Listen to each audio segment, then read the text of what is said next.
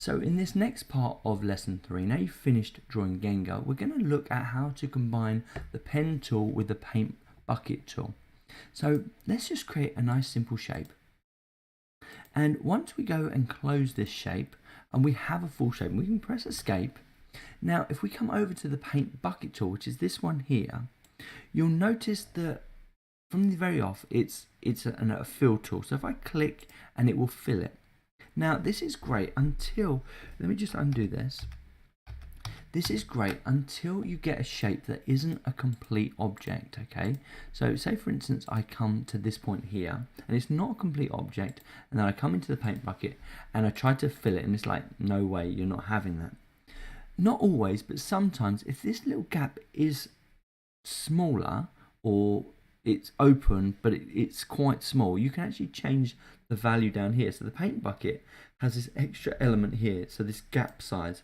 So let's say large gap. Let's see if this fills it. Now unfortunately it didn't. Apparently my gap is way too big, so this isn't going to work. So let me just try another one, and we'll just try and make that gap a little bit smaller, and we'll try and fill it just there. Let's try that one. That's quite a small gap. Like I said, sometimes this works, sometimes it doesn't. It can be a bit finicky, but if the gap is small enough, you can normally fill it like so, which is really useful. Another thing you can do, which tends to work, is if you close the shape like so, and then come into the paint bucket tool, and then you can fill it like that. So if you are having trouble where you can't fill your shape, and in a moment we're going to fill Gengar, this is something you can do. So there's a really cool tool there. The next thing I want to show you then is if you have multiple shapes. So let's create our nice complex shape, and we're going to have multiple shapes overlapping each other. So we'll click on this one, and that was a full shape, and then we'll click down here and we'll overlap a few shapes here, and we'll close that shape, and then we'll click down here and we'll make a really complex shape.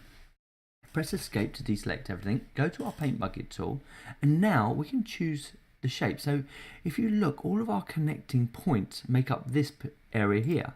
So this is really cool. If you want to make something that's a bit more creative, I suppose, and you want multiple shapes, you can do things like this, where you just fill in the paint bucket tool with the colors that you want. Let's try one of these adventurous colors down here. There we go. And so on and so forth, which is really cool and very powerful. And there's one more thing that I just need to show you after you do that. Let's go back to the black arrow tool. Now say for instance you want to move something. If you click once and you move it, what you'll notice is that you can break things apart. So you've still got that outline, but you've broken this inside part, and that's very common with Adobe Animate. Now if I undo this, just a couple of steps. Now instead of doing that, if you double click 1, 2, it actually grabs the outline as well. So now when I move it, you'll notice that it separates the whole shape. So if I go 1, 1, 2, here we go, and then we can move this apart. So we're getting some really complex shapes now from what we've just done, just by double clicking. Sometimes this can be problematic, and it can cause you a lot of problems. So just keep that in mind. For instance here, I've got a blue outline but nothing around the outside of it. So it can cause you problems. If that's the case, you can just select your shape and press delete. Now, your next mission then, let's go back to our Gengar drawing. Where are you? And I've shut it, so let me just reopen our Gengar drawing. So your next mission then is to fill Gengar and then export it as a JPEG and upload it. So just in case you've forgotten the uploading process, you come up to File. Oops.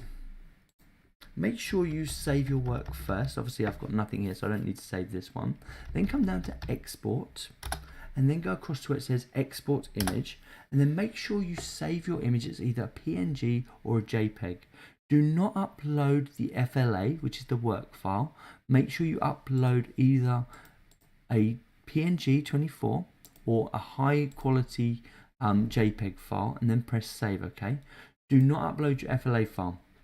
When you come to this document here, where you're keeping all your drawings, you will then see you've got an animation file, and you will also see that you've got your PNG. It's this PNG, this FLA file that we want.